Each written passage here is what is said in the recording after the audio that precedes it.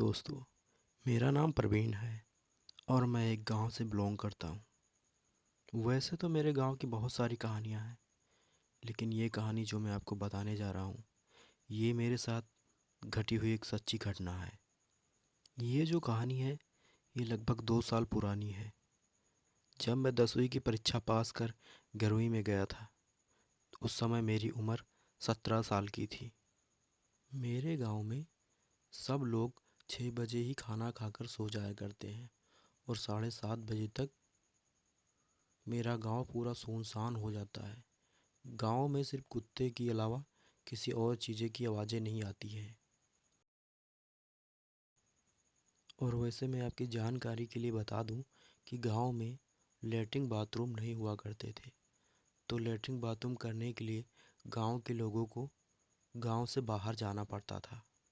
इसीलिए लोग 6 बजे से 7 बजे के बीच में ही सभी लोग गांव से बाहर जाते और लैट्रिन बाथरूम करके 7 साढ़े 7 बजे तक वापस आ जाया करते थे। लेकिन एक बात और थी, जब भी कोई शाम के वक्त लैट्रिन बाथरूम जाता तो वो अकेले नहीं जाता था, वो 2-3 लोगों के साथ में ही जाता था। जैसे औरतें जाती तो 4-5 औरतें एक साथ जाती, और जब मर्द जाते थे तो वो भी 4-5 मर्द एक साथ ही जाते जाया करते थे। इसके पीछे का क्या रीज़न था, मुझे अब तक कुछ मालूम नहीं था। मुझे लगा कि शायद गांव के लोग ऐसे ही होते हैं और मैं भी उसी ही वातावरण में और वैसे ही कल्चर में जी रहा था। मुझे लगा शायद यहाँ का कल्चर ही ऐसा ही होता है। एक दिन की बात है, मैं खाना खाकर अपने रूम में सोया हुआ था। तभी रात के 10:30 बजे अचानक से मेरी नींद खुल जाती है। उस समय मेरे पेटों में बहुत ज़ोर की दर्द हो रही थी। यूँ कहें तो मुझे लैट्रिन लगा हुआ था। मैं उठा और अपने रूम से बाहर निकला। मैंने गांव में देखा तो चारों तरफ सन्नाटा छाया हुआ था। कुत्ते के भौंकने की आवाज़ें दूर दूर से सुनाई पड़ रही थी। मैंने सोचा कि मैं घर में अपनी मम्मी को बुला लेता हूँ, लेकिन फिर मैंने सोचा मम्मी को क्यों परेशान करूँ, मैं खुद ही चला जाता हूँ, क्योंकि मेरे घर में पिताजी नहीं थे। पिताजी बाहर प्रदेश में कमाया करते थे। फिर मैंने कुछ ज़्यादा ना सोचते हुए मैंने एक बोतल में पानी लिया और गांव से बाहर की ओर निकल पड़ा। मैं कुछ दूर गया ही था कि तभी मुझे याद आया, अरे मैं तो टॉर्च लेना भूल ही गया।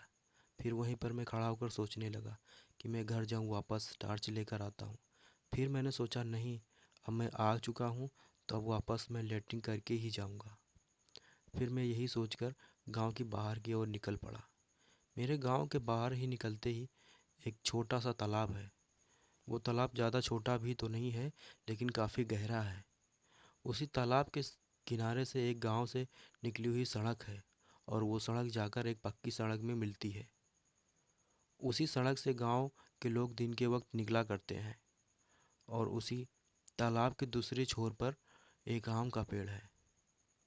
तालाब के इस छोर पर सड़क है और दूसरी छोर पर आम का पेड़ है।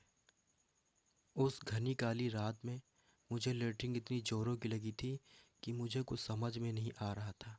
गांव में सिर्फ कुत्ते ही भूक रहे थे और मैं उन्हें इग्नोर करता हुआ गांव से बाहर की ओर जा रहा था। मैं गांव के बाहर जाकर मैंने लैट्रिन की और उसके बाद में पानी लिया और वहां से वापस आने लगा। तब तक मेरे साथ कुछ अनुभव नहीं हुआ था, लेकिन ही जैसे ही मैं उस गांव के तालाब वाली सड़क पर आया, तभी मुझे ऐसा लगा कि जैसे तालाब के उस पार लगे आम के पेड़ पर कोई चढ़ा है और वो आम की डाल को ज़ोर ज़ोर से हिला रहा है। मुझे लगा शायद कोई चोर होगा, क्योंकि उस समय आम का सीज़न था। तो गांव के लोग जिनके पास पेड़ नहीं होता था, तो वो लोग दूसरे के पेड़ों से रात के वक्त आम तोड़ लिया करते थे। फिर मैं वहीं पर 1 मिनट खड़ा होकर उधर पेड़ की तरफ देखता रहा कि आखिर कौन है इतनी रात को जो आम के पेड़ पर चढ़ा हुआ है। लेकिन जब मैं उधर देख रहा था तो मुझे कुछ नहीं दिखा और ना ही वो डाल दोबारा हिली। 1 मिनट देखने के बाद जब मुझे लगा कि ये डाल अब दोबारा नहीं हिलेगी, तो मैं फिर दोबारा अपने घर की तरफ चलने लगा। मैं थोड़ी दूर जैसे ही चला था कि ऐसा लगा कि वो आम की डाल टूटकर तालाब में गिर गई हो। मैं दौड़ता हुआ उस तालाब की ओर गया, लेकिन फिर दूर पर जाकर रुक गया। मुझे लगा कि शायद रात के वक्त वहाँ जाना ठीक नहीं होगा। मैं सोच रहा था कि वहाँ जाकर उस डाल में लगे आम को मैं भी थोड़ा तोड़ लेता हूँ, लेकिन नहीं, मैं सोचा कि अब सुबह तोड़ूंगा। कभी मैं एक कदम घर की तरफ बढ़ाता तो फिर सोचता कि नहीं, आम तोड़ लेता हूँ। फिर मैं सोचता कि नहीं, सुबह आकर तोड़ लेंगे। यही सोचते सोचते मैं घर आकर लेट गया, और उसी आम के लालच के चक्कर में मुझे उस दिन रात को नींद नहीं आई। मैं सोच रहा था कि कब सुबह हो और मैं जाकर उस डाल से आम तोड़ लूँ। ऐसे ही सोचे मुझे 5 बज गए, और मैं जब घड़ी में देखा तो 5 बज रहे थे। तभी मैं अपनी खाट से उठा और उस आम के पेड़ की ओर दौड़ता हुआ चला गया। उस समय 5 बजे गांव के लोग जाग जाते हैं, और लेटरिन के लिए वो फिर गांव से बाहर की ओर जाते रहते हैं। उस समय मुझे काफ़ी गांव के लोग रास्ते पर मिल रहे थे। मैं दौड़ता हुआ जब पेड़ के पास पहुंचा तो मेरी आंखें चौंकाचौंध रह गईं। मैं जैसा कि देख पा रहा था, वहां पर कोई डाल नहीं थी और ना ही कोई आम था। वो पेड़ जैसे अगली सुबह था, वैसे ही इस सुबह भी था। ये सब देखकर अब मुझे थोड़ा थोड़ा डर लगने लगा था। फिर मैं वापस आया, और यही बात मेरे मन में घूम रही थी। मेरे चेहरे पर अब हल्का उदासियाँ छा चुकी थी कि आखिर ये रात को मेरे साथ क्या हुआ था। कहीं मैं नींद में तो नहीं चल रहा था।